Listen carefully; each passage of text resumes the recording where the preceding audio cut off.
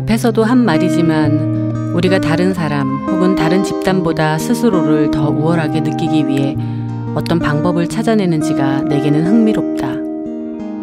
그런 일은 어디에서나 언제나 일어난다. 그것을 뭐라고 부르건 나는 그것이 내리누를 다른 누군가를 찾아야 하는 이런 필요성이 우리 인간을 구성하는 가장 저속한 부분이라고 생각한다. 미국 작가 엘리자베스 스트라우트의 소설 내 이름은 루시 바턴에서 한 대목 읽어드렸습니다. 안녕하세요. 저는 문장의 소리 DJ 김진영입니다. 한 사람이 말을 걸어오네. 저기 내 얘기 좀 들어볼래요. 그 순간 바람이 한 줄기 불어와 책장을 넘기고 가네. 이것이 당신의 말들인가요? 참 아름다운 문장이군요. 다시 바람이 한 줄 불어오면 우리는 친구가 되네. 당신과 나는 친구가 되네. 문장의 소리. 오늘 작가의 방에는 신간 시집을 들고 와주신 시인이 한 분 자리해 주셨습니다. 시집 제목이 웃는 연습이고요. 박성우 시인이십니다. 안녕하세요. 네, 안녕하세요. 목소리에서 굉장히 건강함이 느껴집니다. 문장의 소리 얼마 만에 방문이신가요? 전 문장의 소리는 처음인 것 같아요. 아, 그렇습니까? 네, 다른 꼭지로는 해본 것 같은데 문장의 소리는 처음인 것 같아요. 네. 오늘 청취자분들께 정말 인사를 부탁드려야 되는 분이시네요. 네. 인사 좀 부탁드릴게요. 네, 시스는 박성우고요. 오늘 재밌고 신나는 시간 되었으면 좋겠습니다. 목소리에서 이미 좀 신이 나네요. 네. 박성우 시인 간단히 소개 올리겠습니다. 2000년 중앙일보 신춘문예에 당선되어서 작품 활동을 시작하셨고요. 시집 거미, 갓난 잠, 자두나무 정류장, 웃는 연습 외에 다수의 동시집, 청소년 시집을 내셨고 산문집으로 박성우 시인의 창문엽서도 있습니다. 신동엽 문학상, 윤동주 젊은 작가상 등을 수상하셨습니다. 그 중간에 동시로도 등단을 하셨던 거잖아요. 네. 그죠? 시하고 동시하고 뭐 아주 바쁘게 왔다 갔다 하시면서 작품집을 내시고 있는데 이번에는 웃는 연습이라는 시집. 예. 이네요.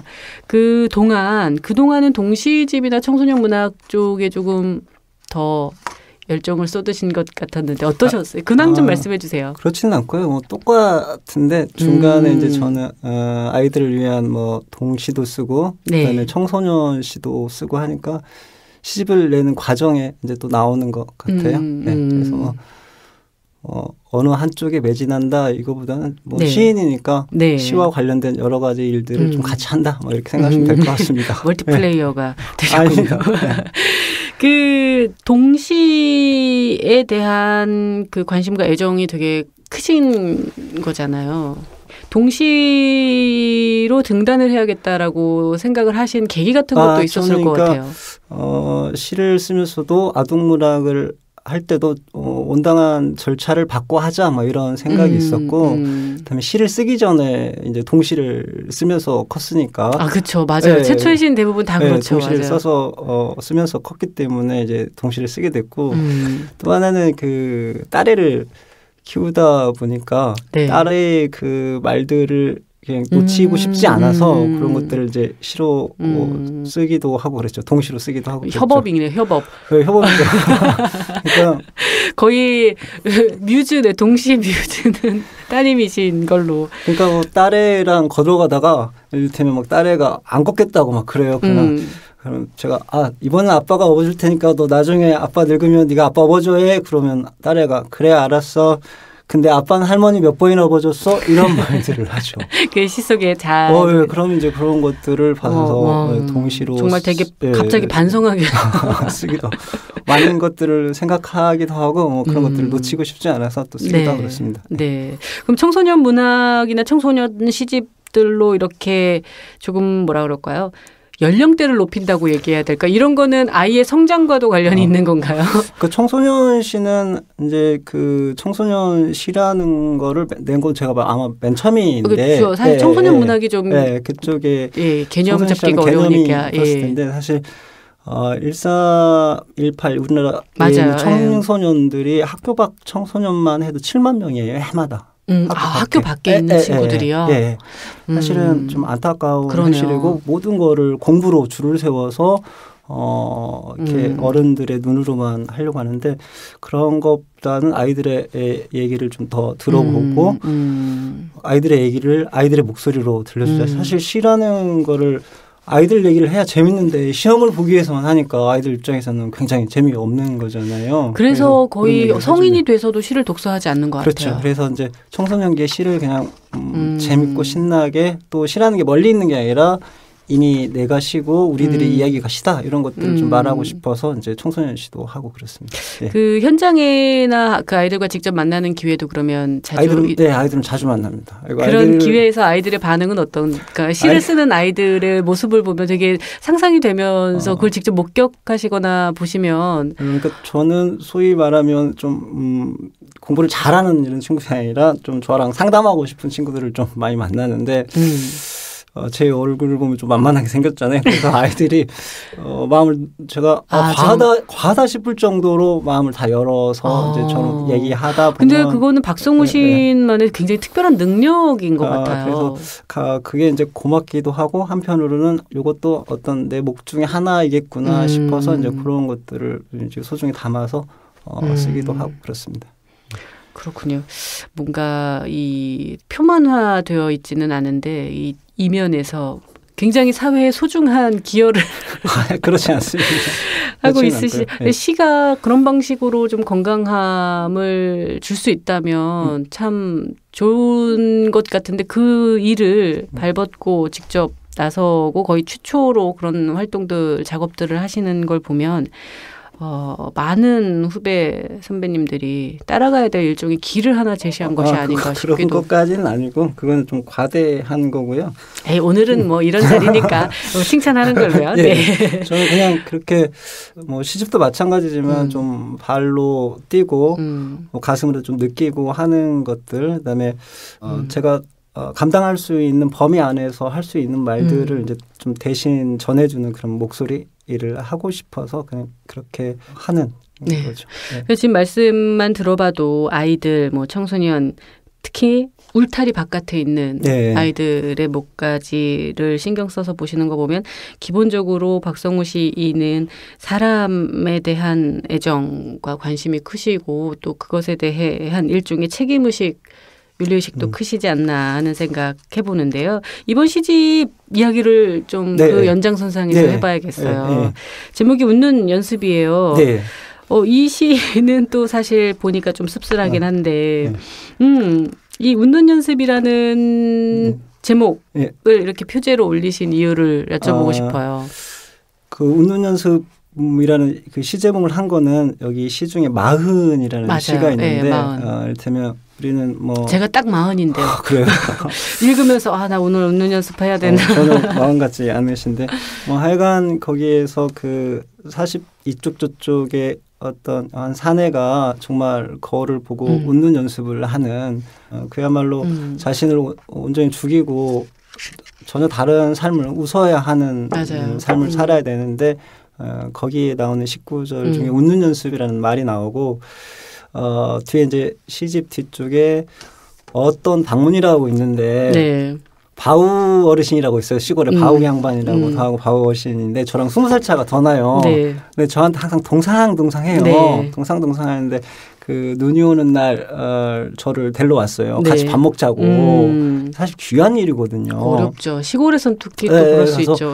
그래서 이제 바우 어르신을 따라가서 이제 밥을 먹으려는데 제 밥그릇 국그릇만 대접인 거예요. 막 냉면 그릇 같은 거. 옛날 시골 밥그릇 사발 이만하잖아요. 맞아요. 거기도 따라준 거예요. 그래서 이제 반주 이제 한 잔씩 따라드리면서 거기서도 싱겁게 웃는 제 모습이 나오기도 하는데 그런 데에서 이제 웃는 연습이라고 땄고 뒤에 읽다 보면은 그냥 좀 싱겁게 웃을 만한 시들이 좀 많아요. 그래서 웃는 연습이라고 했습니다. 네. 뭔가 이렇게 좀 국내외 안팎으로 불안한 시기에 일단 웃는다라는 단어를 만나니까 좋네요. 이번 시집을 보니까 형식적으로도 굉장히 눈에 띄는 몇 가지들이 있는데 일단 총 4부로 구성되어 있는데 사진이 하나씩 실려 있더라고요. 이거는 직접 찍으신 건가요? 예, 제가 이제 뭐 사진 찍고 이런 것도 좀 좋아하는데 여기, 직접 그러면 찍으신 건가요? 네, 여기 이제 이 시집을 편집한 편집자가 그 전에 이제 제 산문집을 편집하기도 했던 편집자예요. 그 편집자가 각 부 들어갈 때 그 사진을 한 장씩 넣어도 좋겠다 싶어서 하나씩 넣었는데요. 이게 뭐 대단한 사진들은 아니고 거기 그 2부에 있는 그 꽃 사진 이런 거 사실 그게 갓꽃입니다. 쑥갓. 저희가 그러니까 먹는 쑥갓. 저는 약간 쑥부쟁이류 이런 꽃인 줄 알았는데 저희가 먹는 쑥갓 꽃이고 저 맨 앞에 첫 장은 찻잎 아니에요? 녹차인데 제가 키우고 있는 차입니다. 차나무를 직접 한 10년, 11년 차 된 차인데 차밭이 있으신 거예요? 조그맣게 텃밭에 한 반가마니 정도 뿌려가지고 키우고 있어요. 차를 직접 덮기도 하고 이러시겠어요? 덮지는 않아요. 다른 데 가서 덮긴 하는데 아직은 단련이 안 돼서 그런지 그 차 어린 거를 따가지고 마시고 이런 건 다른 거는 잘 마시는데 제 건 좀 못 따겠어요. 너무 농사 지은 것들은 함부로 하기가. 저는 제가 사실 이게 박성우 시인의 작품인지는 모르고 사진인지는 몰랐지만 딱 보면서 이건 찻잎이네. 그러면 딱 시를 열었더니 정말 차 한 잔 마시면서 읽기에 너무 딱 좋은 이 시들이더라고요. 약간 하이쿠 느낌도 나고. 그것까지는 아니고요. 이 여백이 쭉 있는 한 줄짜리 시들이 연이어 나오더라고요. 이 시집 배열하거나 이런 한 줄짜리 시를 쓰는 게 사실 더 어렵기도 한데. 그 시집 배열도 제가 직접 했는데 앞쪽에 이제 짧은 시들이 있거나 일부에 있는 시들은 좀 도시의 이미지 나름. 그다음에 어떤 직장인들의 이야기 이런 도시 직장인들의 이야기 이런 시들이 있는데 그런 시들은 제가 또 직장생활 할 때 썼던 시들이어서 거기에다가 이제 놓고 짧게 읽고 좀 여운 혹은 생각을 조금 길게 가져가면 좋겠다 하는 바람으로 그런 배열을 해봤습니다. 그렇군요. 아마 요즘에 말이 굉장히 많고 넘치는 시들을 많이 보시다가 박성우 시인의 웃는 연습의 첫 페이지를 딱 열어봤을 때 뭐라 그럴까 아주 간결하고 단정한 문장 하나를 만나면 정말 거기서 많은 글자가 있는 것보다 더 많은 시간을 멈추지 않을까 하는 생각을 주셨으면 고맙겠습니다. 해보았습니다. 또 재밌었던 것 중에 하나는 보니까 이 사투리라고 해야 될까요?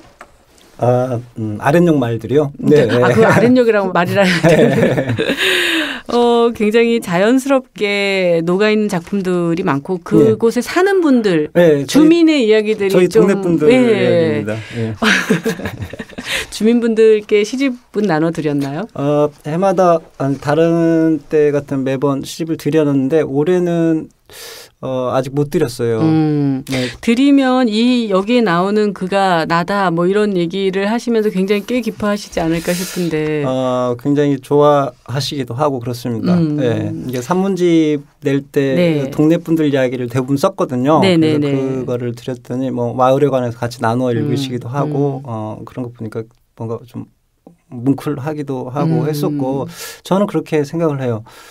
세상을 바꾸는 사람이나 세상을 따뜻하게 하는 사람들은 똑똑하고 잘난 사람들이 아니라 자기 자리를 지키면서 주변을 따뜻하게 하는 사람들 그 사람들이 저는 어떻게 보면 세상의 중심이라고 생각을 하기 때문에 저는 그런 분들 얘기를 좀 우리가 귀히 여기고 그 사람들의 삶을 귀하게 모셔야 되지 않겠느냐 하는 그런 생각도 좀 있고 그렇습니다. 읽으면서 진짜 한 장 한 장 웃음도 나고 재미도 있고 또 어떤 부분에서는 조금 숙연해지기도 하고 이런 장면들이 있는데 그 시집에 수록된 시 한 편 청취자분들께 먼저 들려주시는 건 어떨까요? 네, 그럴까요? 어떤 시를 청취자분들께 들려주실 건가요?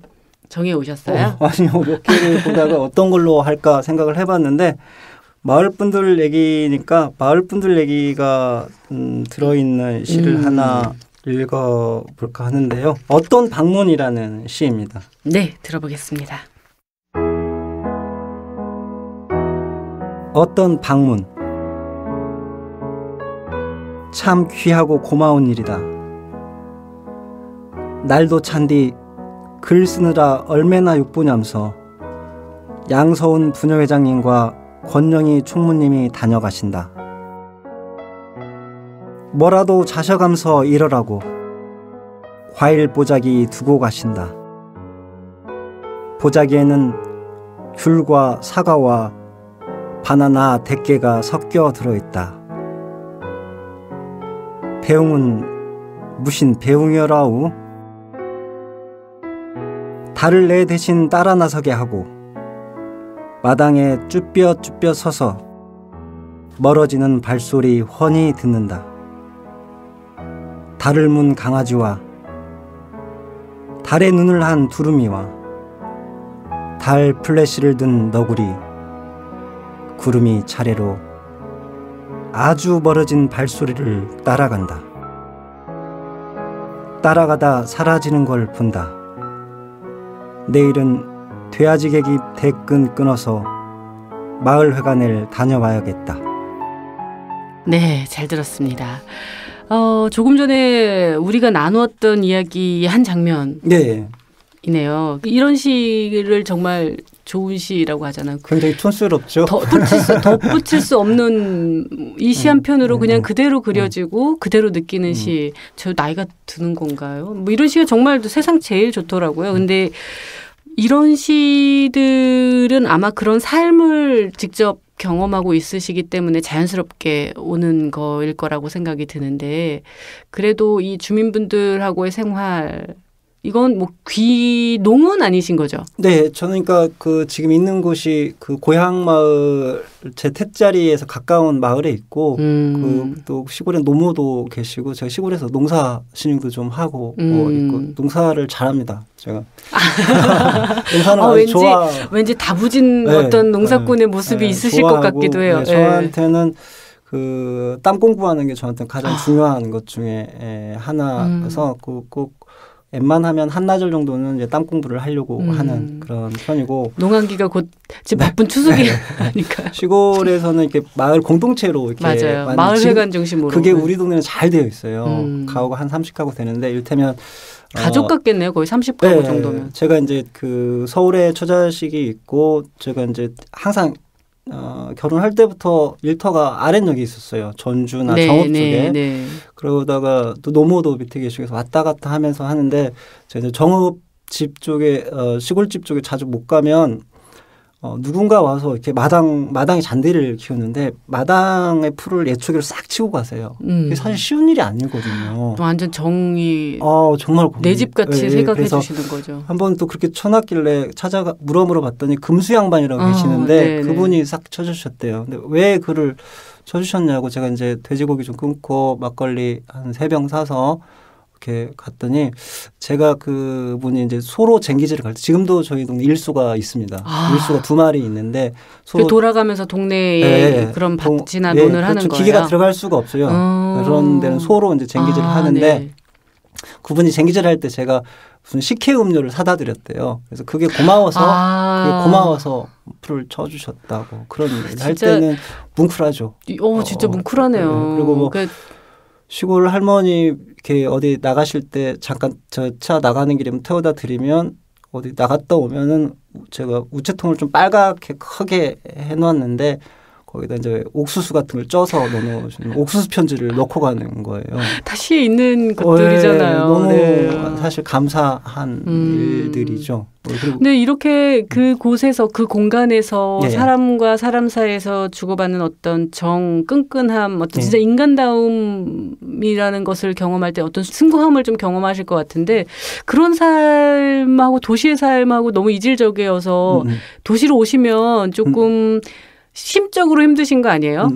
그러니까는 좀 시골에서도 그렇게 뭉클뭉클한 지점들이 좀 있고, 그러니까 이전 시집에도 하나 넣었던 참깨찹이라는 시는 제가 한번 그 어르신을 모시다 좀 병원에 가야 될 상황에 어르신을 모셔드린 적이 있는데 1년 넘게 저희 집을 찾은 거예요. 1년 넘게 저희 집을 찾아서 참깨 한 대를 주고 가신 고마움의 표시로. 네. 네. 그래서 이제 제가 그때 찝차를 타고 다녔었는데 코란도 옛날 구형을 타고 다녔었는데 지프차를 타고 다닌 사람, 그다음에 삐쩍 마른 사람, 이 두 가지 근거로 해서 저희 집 찾아오신. 아이고, 물어물어 오신 거예요. 네, 그러면. 네. 아이고. 그러니까 그 어르신들의 마음이 정말 그런 이제 뭉클한 지점이 있는가 하면 서울에서는 여기 구두방 할아버지 이야기가 있는데 네. 사실 서울에서도 따뜻한 것들이 보이는데 거기에서 이런 걸 봤어요. 제가 이제 아내의 구두를 맡기려고 이렇게 구두방에 갔는데. 짜장면 그릇이 3개가 있는 거예요. 이거 뭐냐고 그랬더니 구두방 그 할아버지가 그 위에 만두가게하고 아래 빵집 아저씨랑 와가지고 같이 송년회를 했다는 거예요. 짜장면 송년회를 했다는 거예요. 뭉클하잖아요. 사실은. 그러네요. 따뜻해지네요. 정말. 뭉클하죠. 그래서 그 만두가게하고 그 빵가게는 이제 완전 단골이 됐죠. 근데 그런 지점들을 보면 뭔가가 막 따뜻해지는 것들이 있죠. 그 장면을 시로 포착하는 일이 사실 또 저는 쉬운 일은 아니라고 생각하거든요. 근데 참 그 여러 번에서 박성우 시인께 제가 오늘 많은 점을 배우게 됩니다. 한 편 더 읽어주세요. 궁금하네요. 말씀 듣고 나니까 지금 말씀 하나하나가 다 시편들이긴 한데 네. 그러면은 다정다감이라고 이거는 제 어머니와 제 장모님 얘기인데 둘 다 김정자예요, 이름이. 진짜 사실이에요. 저 읽으면서 이거 사실입니다. 픽션 아니야 이랬는데 그러니까 이 웃는 연습 인연은 정말 웃는 연습에 넣은 시들은 거의 시인으로서는 마이너스가 될 수도 있는 지점인데 그냥 거의 있는 것들을만 골라서 넣어봤습니다. 네. 들어볼게요. 네. 다정다한 다정다감. 내 어머니도 김정자고 내 장모님도 김정자다. 내 어머니는 정읍에서 정부로 시집간 김정자고 내 장모님은 봉화에서 봉화로 시집간 김정자다. 둘 다 산골짜기에서 나서 산골짜기로 시집간 김정자다. 어버이날을 앞둔 연휴가 아까운 터에 봉화 김정자와 함께 정읍 김정자한테로 갔다. 봉화 김정자는 정읍 김정자를 위해 간 고등어가 든 도톰한 보자기를 챙겼다. 정읍 김정자는 봉화 김정자를 위해 시금시금 묻힌 장아찌를 아낌없이 내놓았다. 정읍 김정자는 봉화 김정자 내외에게 장판과 벽지를 새로 한 방을 내주었으나 봉화 김정자는 정읍 김정자 방으로 건너갔다. 혼자 자는 김정자를 위해 혼자 자지 않아도 되는 김정자가 내 장인님을 독숙하게 하고 혼자 자는 김정자 방으로 건너가 나란히 누웠다. 두 김정자는 잠들지도 않고 긴 밤을 이어갔다. 두 김정자가 도란도란 나누는 얘기 소리는 아내와 내가 딸과 함께 자는 방으로도 건너왔다. 죽이 잘 맞는 근단계와 그려있겨는 다정다한한 얘기를 꺼내며 애먼 내 잠을 가져갔다.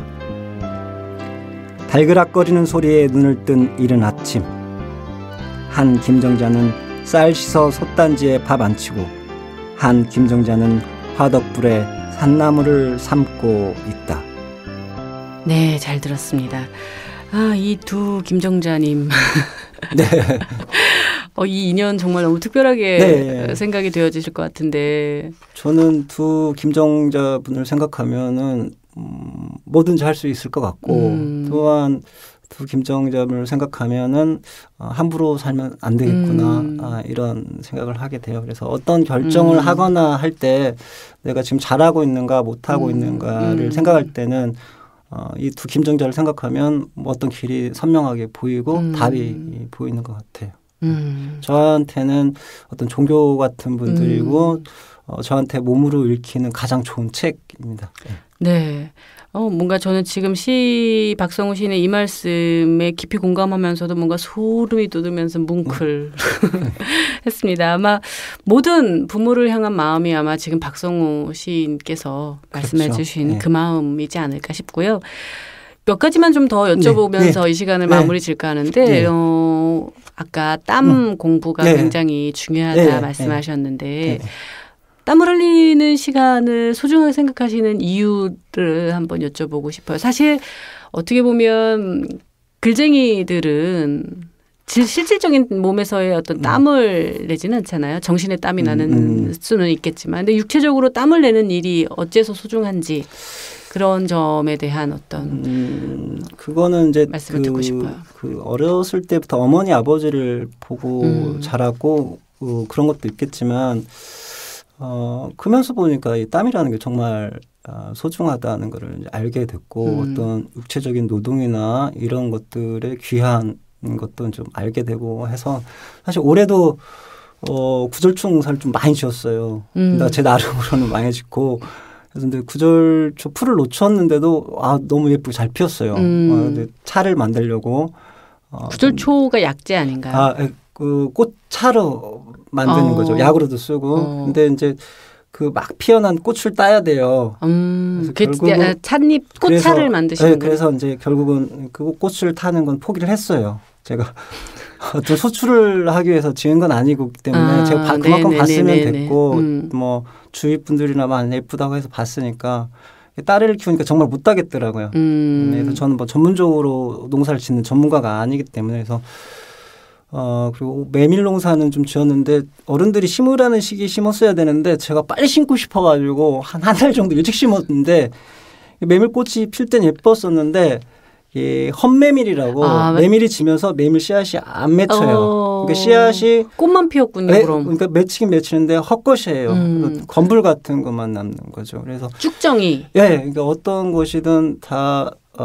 때가 있고 거기에 따라가는 거지 제가 뭘 빨리 하려고 해서 빨리 되는 것도 아니고 이런 것들이 삶의 순리 같은 것들을 어떤 농사에 순환하는 그렇죠. 어떤 순리 같은 시기 것도, 이런 것들하고 잘 맞물리나 그런 것도 봐요. 배우죠. 이제 그런 거 하면서도 이를테면 그 작년에 일소가 바뀌었어요. 일소가 두 마리인데 그중에 한 마리가 바뀌었는데 금수양반 이제 일소를 바꿨는데 일소 이제 바꾸는 훈련을 하는데 연습을 하는데 무리하면 안 된대요. 금수양반이. 그러면서 처음에는 마을을 한 바퀴만 돌고 다음날 이제 두 바퀴 돌고 이런 식으로 하는데 절대 무리하면 안 된다고 하면서 결국 몸살은 이제 본인이 난 거예요. 본인이. 몸살은 금수양반이 난 거죠. 애를 너무 애가 타셔서 그런 거 아니에요? 그러니까 일수는 뭐 건강한데 금수양반만 이제 몸살이 나가지고 눕기도 하고 그런 것들. 그러니까 재밌네요. 그것도. 웃음이 나오면서도 싱거운 웃음이 나오면서도 뭔가 기분이 좋아지고 또 뭉클하기도 하고 뭔가를 또 배워가는 열심히 사시는 모습이 보기도 좋은 그런 것도 있죠. 네. 그 말씀을 들으면서 아마 청취자분들도 진짜 앞서 제가 말씀드렸잖아요. 건강함이 있다고 목소리에. 아닙니다. 건강함을 어디에서 이 박성우 시인이 가져오시는지 말씀 중에 오늘 이 시간 동안 충분히 느낄 수 있는데요. 아까 잠깐 이런 말씀 하셨는데 시인으로서는 조금 손해볼지 모르겠다 이 시집이. 그 말씀을 하셨어요. 분명히 그런 자의식이 있으셨을 것 같은데 이런 선택 혹 이런 어떤 언어들을 묶어야겠다.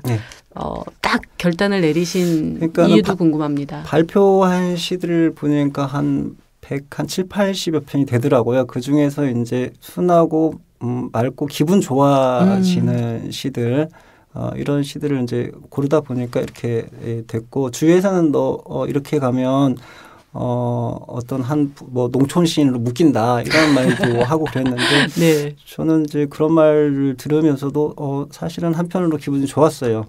내가 어떤 분야에 조금이나마 그래도 뭔가를 하고 있구나 목소리를 낼 수 있겠구나. 농촌 시인이라는 카테고리가 있었나요? 저희 문단에? 그런 말 자체도 사라졌죠. 그런 말 자체가 사라진 지가 오래죠, 이제는.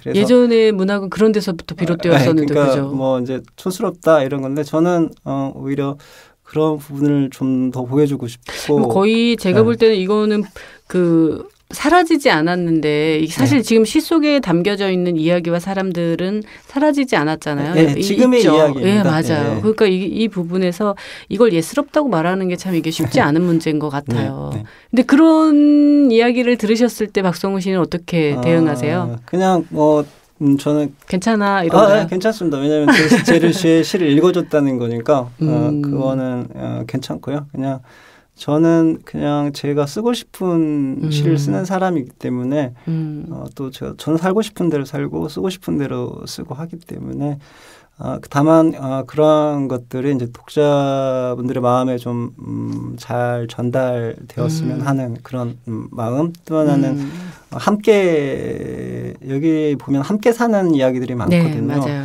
우리가 어떻게 함께 잘 행복하게 어떤 삶의 가치를 느끼면서 좀 따뜻한 쪽으로 또 뭐 좀 뭉클한 쪽으로 갈 수 있는가 이런 고민들을 한 흔적도 좀 있지 않을까 하는 생각이 듭니다. 뭐 요즘 세상이 험해졌다고 말하지만 사실 그 험함을 또 극복하거나 그 험함을 다른 쪽으로 옮길 수 있는 것들이 여기서 지금 시집에서 보여주시는 어떤 그런 따뜻함이나 인간적인 정이 아닐까 싶습니다. 기분이 좀 안 좋은 일이 있다고 하다가도 그런 동네 분들하고 좀 소소하게 기쁜 일이 있으면 막 기분이 막 좋아집니다. 그냥 아주 막 좋아집니다. 우리 청취자분들께서도 아는 시골이 있다면 무조건 가서 그곳에 어르신들과 함께 소소한 이야기를 나누면 조금 힐링이라는 단어를 우리가 그때는 좀 쓸 수 있지 않을까 하는 생각도 해봅니다. 앞으로의 계획 여쭙는 걸로 오늘 시간 좀 정리해 볼까 하는데 어떤 시집 내시고 어떤 계획 있으세요? 앞으로도 특별한 계획은 없고요. 역시 농사신용 농한기에 뭐 하세요? 농한기. 농한기에는 곧 농한기인데 추워지는데. 근데 좀 겨울에 저희 동네 하우스 같은 게 없어요. 없어서 그런 거는 제 진짜 이 아랫목에서 발 넣고 고구마 하나 쪄먹고 이래야 되는 거니까. 그 정도까지는 아니고요. 이제 그냥 열심히 또 읽고 쓰고 하면서 좀 느릿느릿 해오던 대로 그냥 앞으로도 계속 갈 것 같습니다. 네. 네. 어떤 이야기들이 이 앞으로 박성우 시인의 시집 속에 담길지 궁금합니다. 진짜 오랜만에 저도 웃었어요. 배시시. 읽으면서 고맙습니다. 계속 배시시 웃었습니다. 오늘 문장의 소리 출연해 주셔서 감사합니다. 고맙습니다. 고맙습니다.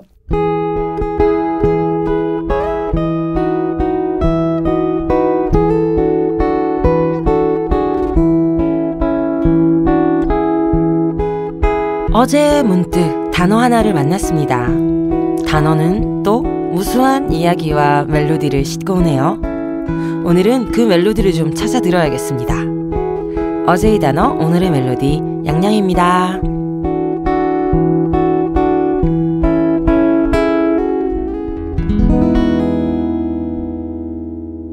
네, 안녕하세요. 양양입니다. 겨울옷 준비 다 하셨나요?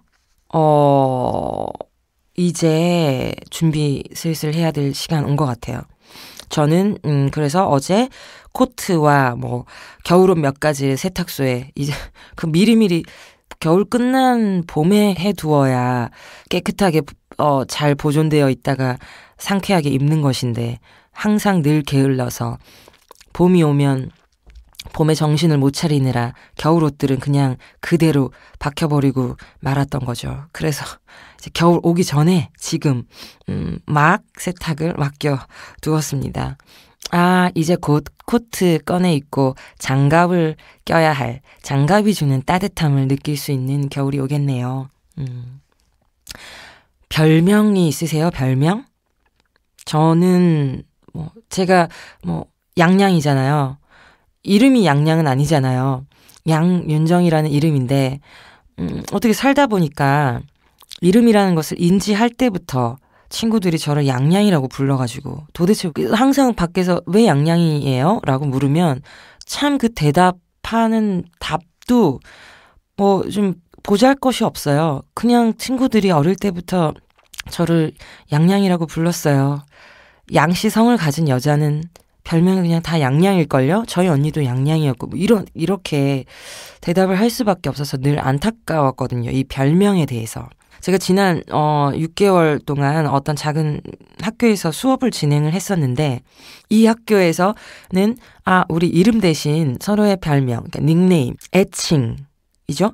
그걸로 서로를 부르기로 하자라고 이야기를 했었었는데 저는 뭐 제 닉네임이 양양이어서 양양으로 살고 있어서 양양으로 했는데 나중에 이제 다른 친구들의 뭐 닉네임을 막 들어보고 하니까 나도 좀 양양 말고 다른 별명을 갖고 싶다라는 생각이 들더라고요. 그래서 저에게도 좀 새로운 별명을 지어주세요 여러분 하고 이야기를 하고 다녔지만 다들 양양 말고 양양보다 더 딱 들어맞는 별명을 찾기가 어렵다는 답변이 돌아오고 그래서 그냥 저는 또 계속해서 양양으로 불리우며 지내왔었죠.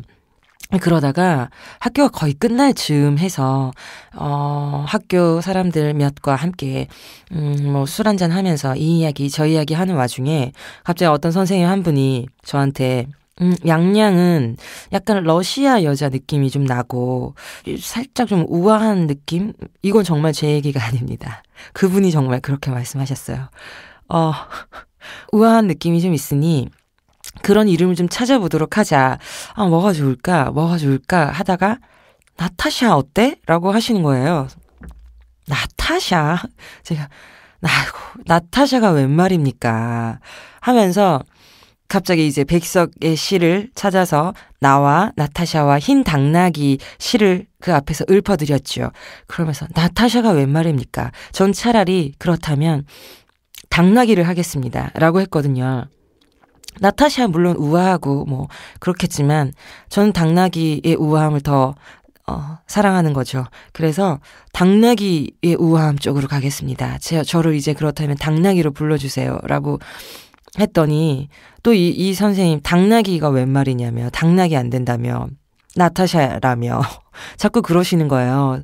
그 자리에 저를 포함한 4명이 있었는데 나머지 이제 2명께 물었죠. 당나귀 어때? 당나귀가 나랑 더 잘 어울리지 더 좋지 했더니 그들은 그렇다며 당나귀가 더 어울린다며 당나귀 쪽에 손을 들어주었습니다. 그래서 결국 다수결로 돼서 저는 당나귀로 하기로 했죠.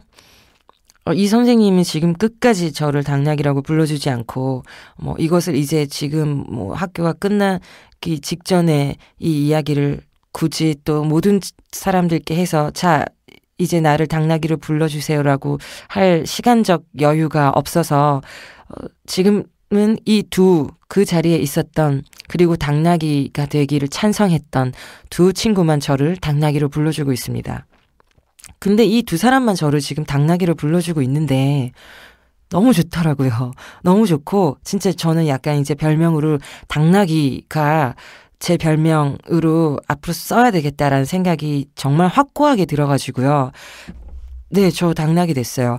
그래서 당나귀라는 글자만 계속 보이는 것 같아요. 막 시집을 읽어도 당나귀만 눈에 들어오고 당나귀 찾아보게 되고 당나귀는 뭘 좋아할까? 어떤 모습으로 어떻게 사는 아이들일까? 이런 거 너무 궁금하고요.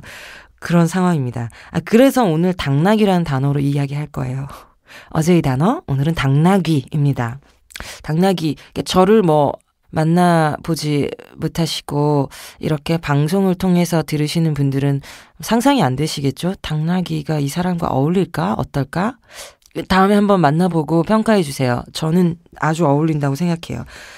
그래서요, 먼저 제가 시를 하나 읽어드리려고요. 우리의 그 시인들이 사랑했던 당나귀, 제가 왜 당나귀여야만 하는지 시를 먼저 읽어드리고 다시 한번 또 이야기 나누려고요. 나와 나타샤와 흰 당나귀라는 시도 있지만 백석의 시 중에는 또 다른 아름다운 당나귀가 나옵니다. 한번 읽어볼게요. 흰 바람벽이 있어. 백석. 오늘 저녁 이 좁다란 방의 흰 바람벽에 어쩐지 쓸쓸한 것만이 오고 간다. 이 흰 바람벽에 희미한 15촉 전등이 지치운 불빛을 내어던지고 때글은 다 낡은 무명 셔츠가 어두운 그림자를 쉬고 그리고 또 달디단 따끈한 감주나 한 잔 먹고 싶다고 생각하는 내 가지가지 외로운 생각이 헤매인다. 그런데 이것은 또 어인 일인가? 이 흰 바람벽에 내 가난한 늙은 어머니가 있다. 내 가난한 늙은 어머니가 이렇게 시퍼러둥둥하니 추운 날인데 차디찬 물에 손을 담그고 무이며 배추를 씻고 있다. 또 내 사랑하는 사람이 있다. 내 사랑하는 어여쁜 사람이 어느 먼 앞대 조용한 개포가의 나지막한 집에서 그의 지아비와 마주 앉아 대국국을 끓여놓고 저녁을 먹는다. 벌써 어린 것도 생겨서 옆에 끼고 저녁을 먹는다. 그런데 또 이지막하야 어느 사이엔가 이 흰 바람벽엔 내 쓸쓸한 얼굴을 쳐다보며 이러한 글자들이 지나간다.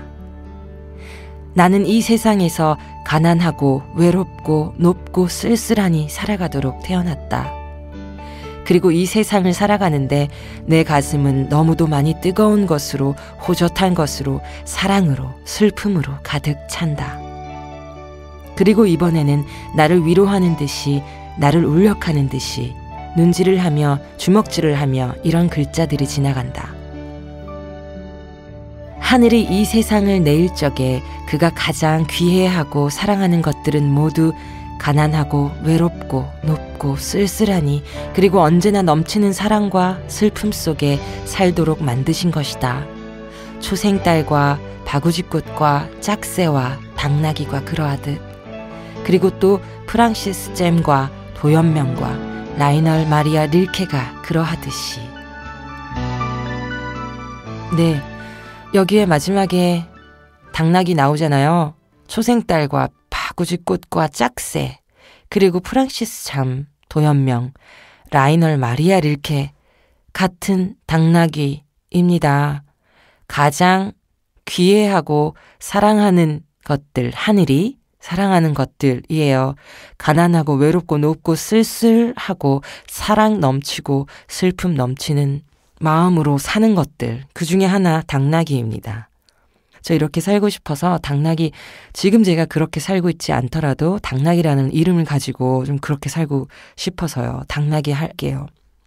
그 당나귀 하면서 어떤 음악을 들을까 찾아보다가 클래식 음악 중에 동물의 사육제 생상스가 작곡한 곡입니다. 총 14곡으로 이루어져 있는데 그 곡들 중에 당나귀라는 제목의 곡도 있어요.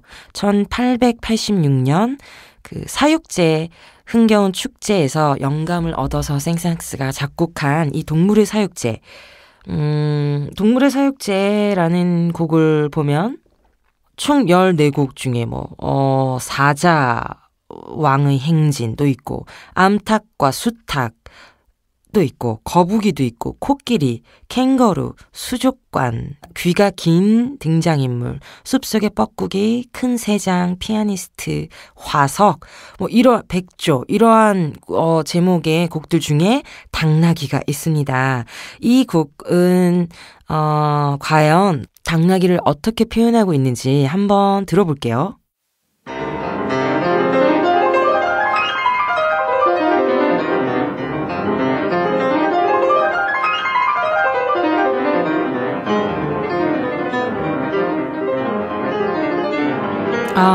정말 휘몰아치죠. 이 곡은 굉장히 짧습니다. 조금만 더 들으면 되는데 이거 30몇 초거든요. 아쉽다. 이 곡은 이렇게 휘몰아치다가 짠 하고 끝이 납니다. 당나귀의 종류가 야생 당나귀와 그 다음에 이제 가축으로 우리가 사육하는 당나귀 두 종류가 있는데 이 곡은 야생 당나귀를 표현한 곡이에요.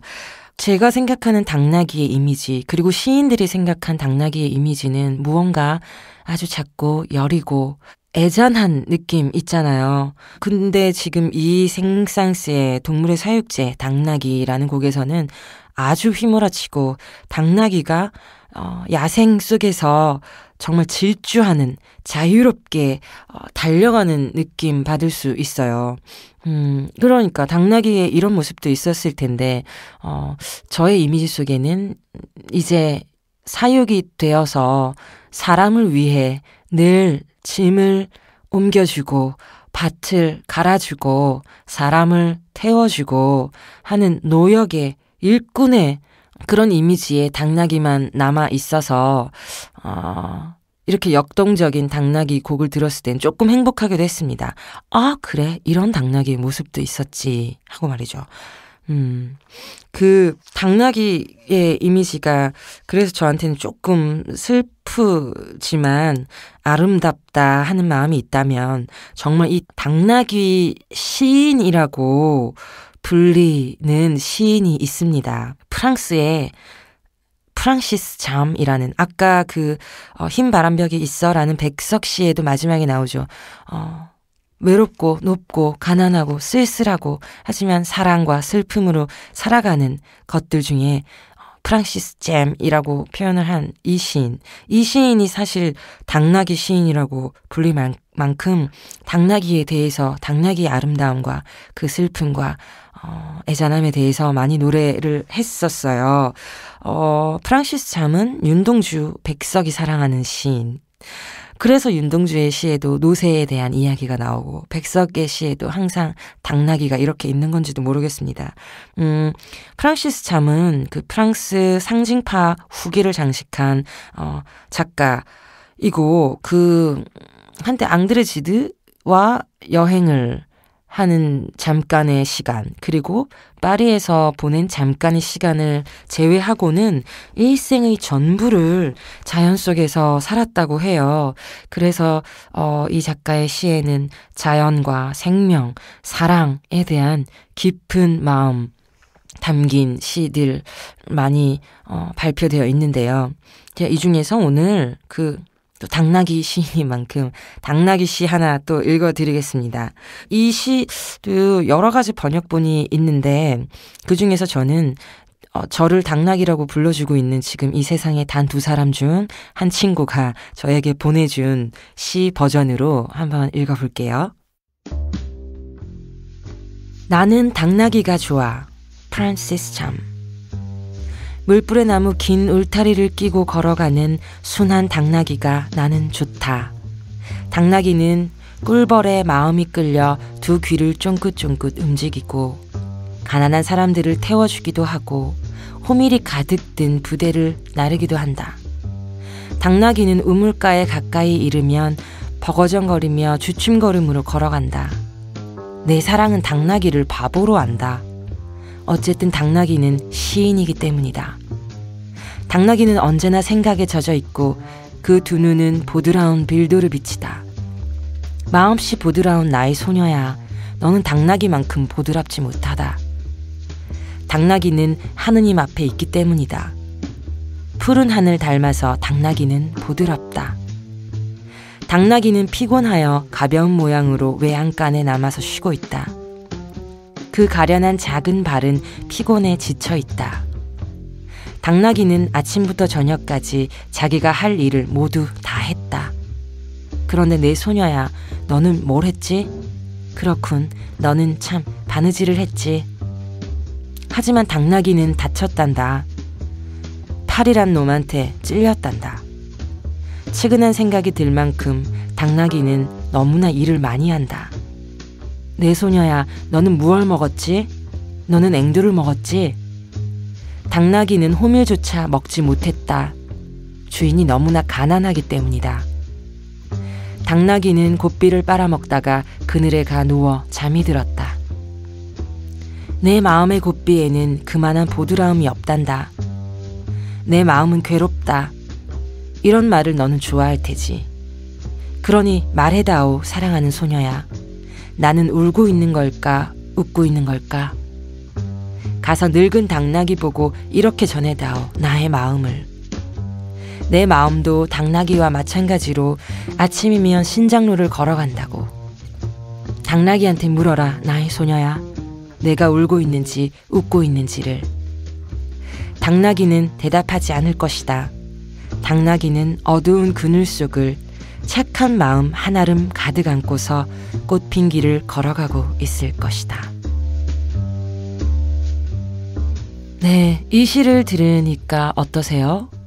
여러분도 별명으로 당나귀 갖고 싶지 않으세요?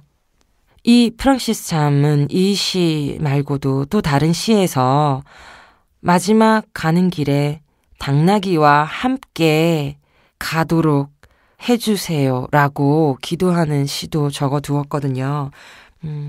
당나귀 이 안에서 가난한 주인을 만나 먹지 못하고 하지만 할 일을 모두 다 하고 보드랍게 말없이 짐을 들어주고 이런 당나귀, 착한 마음 한아름 가득 안고 꽃핀 길 걸어가는 당나귀. 이 당나귀를 보고서 저는 또 그래 당나귀가 되자 불러주지 않는다면 나에게 그런 당나귀의 아름다운 모습이 없기 때문이겠지.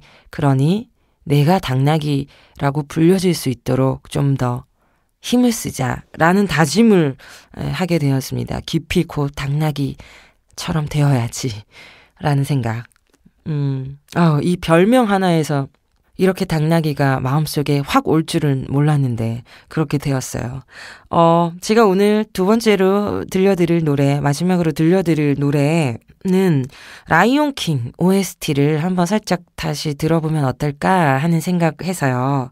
라이온 킹 영화 아마 다들 보시지 않았을까? 1994년에 발표된 애니메이션입니다. 어린 사자의 심바가 나와가지고 그의 모험, 여정, 그리고 다시 가족을 찾고 라이언 킹이 되는 그 이야기인데요. 저도 너무 본 지 오래된 일이라 그 속에 어떤 동물들이 나왔을까. 그 영화 속에 이 심바와 함께 동행하는 조연급의 동물은 미어캣, 그리고 하나 뭐라 그랬더라? 또 잊었네. 그렇다고 했는데 당나귀는 아니었지만 저는 분명히 이 영화 속에 어느 장면인가 나귀도 나오지 않았을까 하는 생각이 들더라고요. 물론 사자의 이야기, 주인공은 사자이지만 당나귀도 조용히 아마 그 자신의 자리에서 자연을 이루고 있지 않을까 하는 생각 들어서요. 이건 이제 다시 한번 봐야 될 것 같아요. 이 영화에 처음부터 끝까지 아무리 봐도 당나귀가 나오지 않다 하더라도 이 야생의 땅 위에 함께 내달렸을 당나귀의 모습을 그려보는 건 어떨까 하는 마음에서 노래 골라왔습니다. 한번 들어볼게요.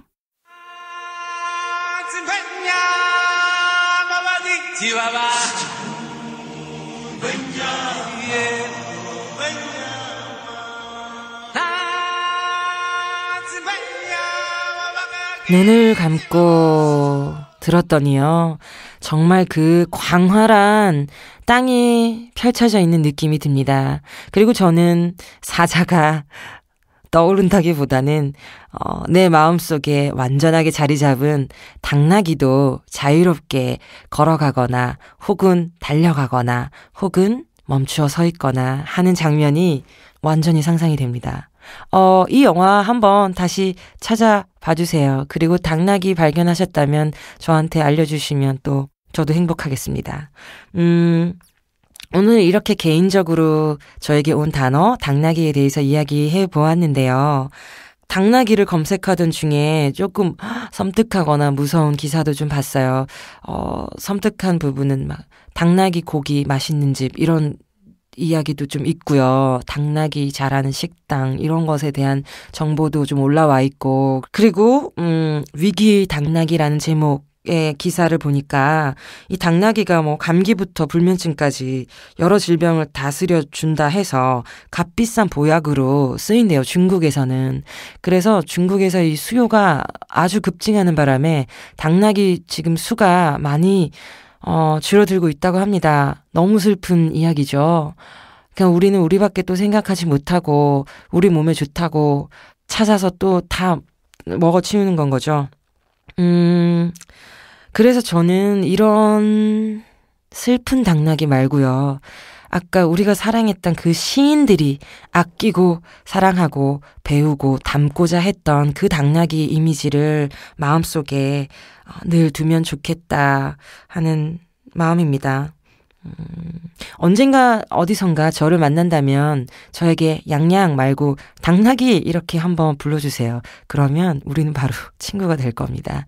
그리고 제가 이 아름다운 여리고 순하고 고맙고 고결한 당나귀의 이름을 별명으로 가질 만한 사람이 아직은 아니어도 이 별명과 어울리는 사람이 될 수 있도록 저는 정말로 애를 쓰면서 한번 살아보도록 하겠습니다. 당나귀라는 그 아련한 단어 속에서 또 다른 좋은 단어 그리고 좋은 멜로디 많이 만나시기를. 고맙습니다. 양양이었습니다.